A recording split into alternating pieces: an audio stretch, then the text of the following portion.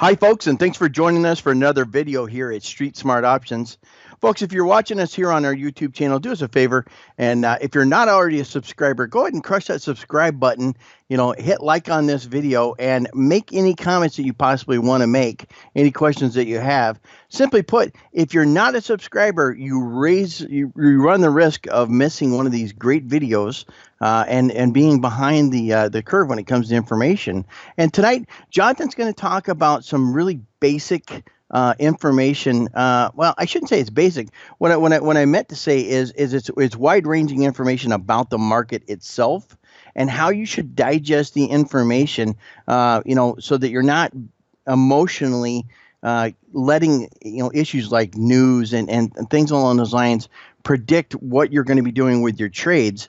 Jonathan has said many times that you need to look at the statistics and understand the actual trade that you're in so that you can make the right decisions. So I'll leave it at that, and I'll turn it over to my partner, Jonathan.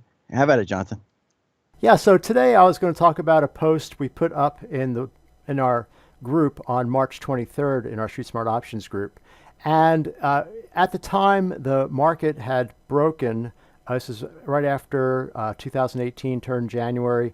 The market broke after a kind of an exponential run up in the averages. You can see it here in this chart as an exponential run up, and nothing, whenever you see an exponential run up, you got to say, hey, you better get out of the way of that because it's not going to last forever. And so the market broke after that, and really since then has been digesting. I mean, now we're in July 31st, 2018. The market really has been spending since that time digesting the move that it saw after the Trump election. And so it broke, and it was uncertain at that point if the market was going to break big or not break big, right? I mean, you usually have this initial break, and then if it was just maybe a brief correction, you would maybe retest the bottom there, retest the lows of the first break, and then recover. But you don't know; it might break the lows, and so we were, on guard for the possibility of more downside. And plus, at the time there was trade war jitters. Trump was coming out pretty negatively about China and increasing tariffs, and trade wars. Market never likes trade wars. So at the time, things were kind of dicey, and the market broke off this top in early 2018 in January, and then it recovered a little bit on this kind of this dead cat bounce rally, and then it went ahead and it broke again badly in March, and that was a like 100-point down day in the S&P, which is quite a big move for the S&P. And as I recall, for the Dow from memory, it was about 700 points. So it was a pretty big move. And so we were like, well, let's get out of any weak positions that we have on. If any positions we have are underwater or just slightly profitable, let's get out of those. And then also let's hedge our overall portfolio with some S&P puts, right? So with the idea that we're not married to those puts, but it does protect our risk, our downside. So we entered some S&P puts at that point on this, near the close of this day, this big down day. And as it turned out, if we fast forward to today, you can see that the market at the time, it was about over here at 2650. The market really didn't make any much more downside at that point. It stopped at the 40-week moving average. The 40-week moving average in the S&P, and because the S&P has been in a long-term bull market, right? So you'd expect it to see support at that 40-week moving average, and sure enough, it did.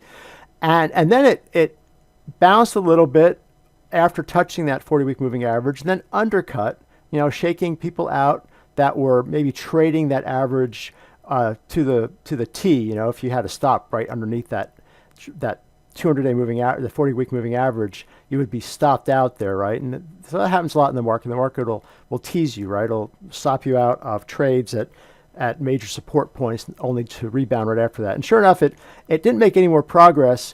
And a few days later, in our Facebook group,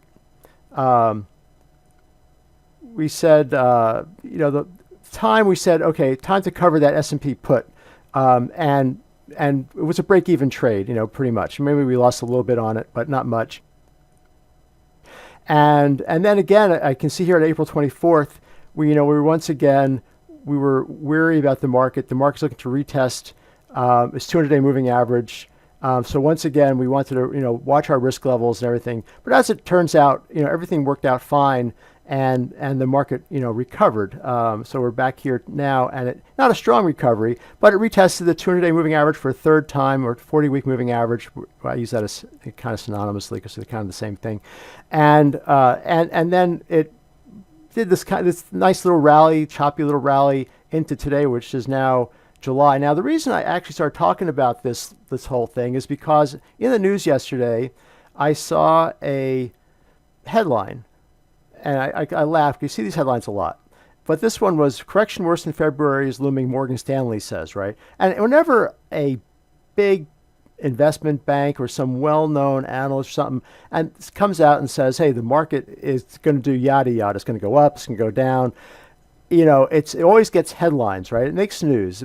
People that write these articles are always looking for news, and if they have a big name they can throw in the headline, they're going to write an article about it.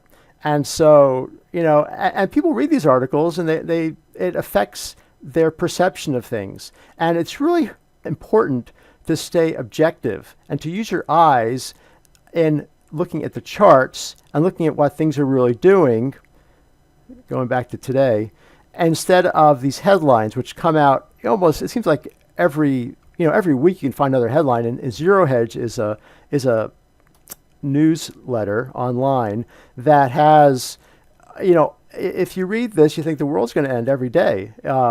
And they have like just bad things after bad things. I mean, there's some good articles in here, right? But they're always talking about how the end is just around the corner.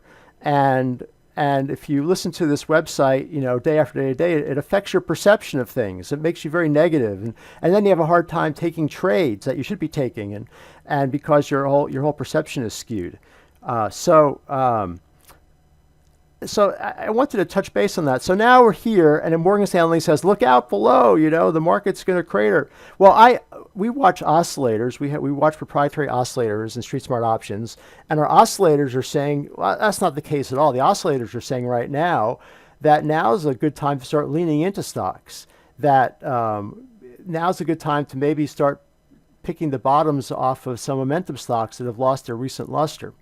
And Morgan Stanley coming out with that headline is like, well, it doesn't mean a thing. It doesn't mean a thing. You need to look at your eyes. There's always risk. Even if your oscillators say, hey, you should be leaning into stocks a little bit more now, you should be picking bottoms a little bit, doesn't mean that you're going to be 100% right? Sometimes you're going to be wrong, and you got to control your risk. But the way you get an edge in the market is you use your eyes, you use your indicators, you use your oscillators and whatever other tidbits of information that work over time, and you push your size and you push your leverage at the right times, and that's how you over the long term you make a lot more money than what the market gives you, right? You cut back when the market looks weak, and then you push your size when the market looks strong to you. And you have to ignore all the clutter, all the headlines out there.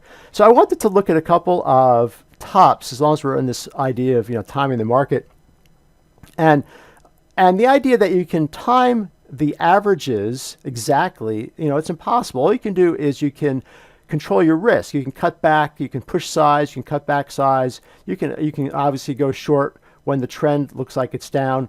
But actually picking the exact top is a fool's game. Nobody's ever going to do the exact top of a major bull market.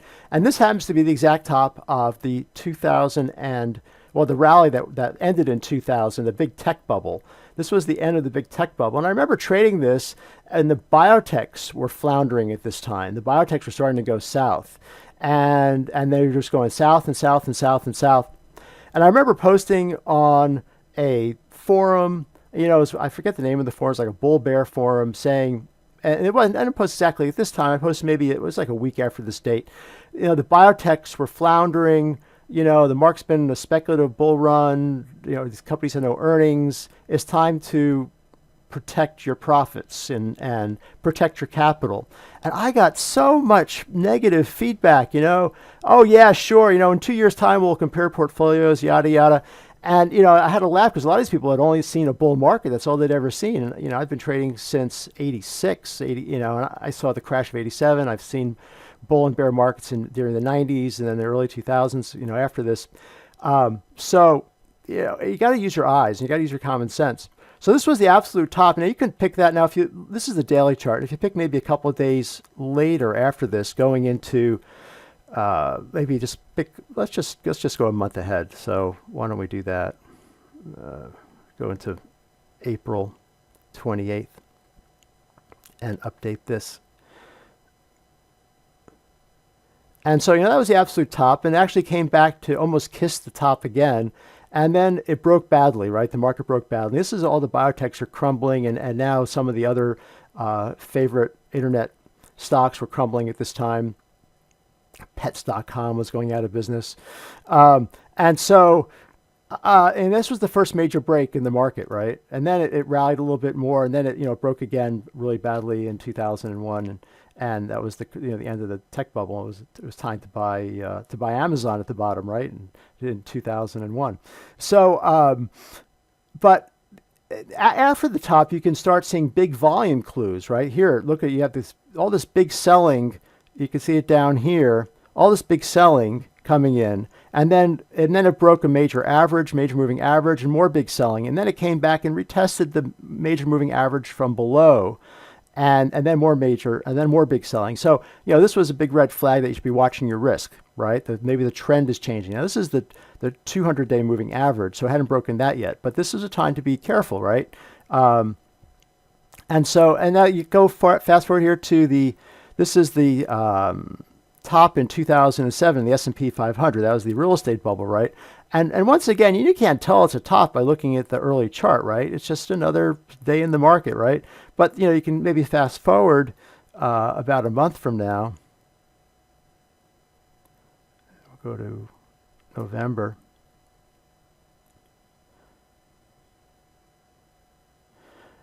And you can, once again, start seeing those big red volume bars coming in, right? And so a lot of distribution going on near the top as the market came off the top here. And you had big red volume bars here and here and here. And so the market was seeing some big distribution that it hadn't seen before in this whole run up to the top. And once again, now here it broke the 200-day moving average. Now, you didn't have any big exponential run. This kind of this petered out. Like the 2000 top was like a big run into the top and then it cratered. This was more like a rounding top, right? And it kissed back the 200-day moving average on this rebound here, but it died the death of the real estate crash. And then we can maybe look ahead here to here we're in 2018 where we are today. And does anything look familiar? Well, you can't pick the top. You don't really know. We'll see how it evolves. But right now, the oscillators are saying to buy, not to sell. And I like looking at the crash of '87. So I remember that pretty well.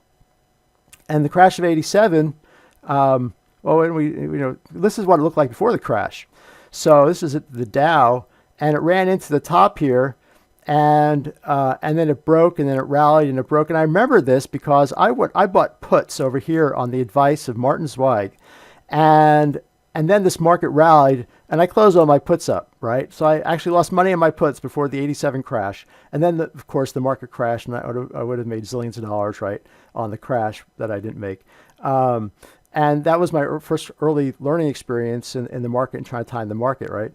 But you can't. It's hard to pick. All you can do is control your risk, and that's the important part. And that's kind of the lesson today is just controlling your risk and ignoring these headlines you see that pop up in the news on a regular basis. All right, fantastic, Jonathan. Thanks for that. So, folks, if this is your first time visiting us and you're looking at us here on the YouTube channel, you can also find us over at Facebook at facebook.com/groups/Street Smart Options Group. So that's a free group. That's where Jonathan's pulling the information from the post that he did back in March of this year. And it's always 100% free. It leads you back to the information about us and about our company. And you can actually find more information about us on our homepage, which is streetsmartoptions.com. Thanks for coming by and having a listen, and we'll see you the next time.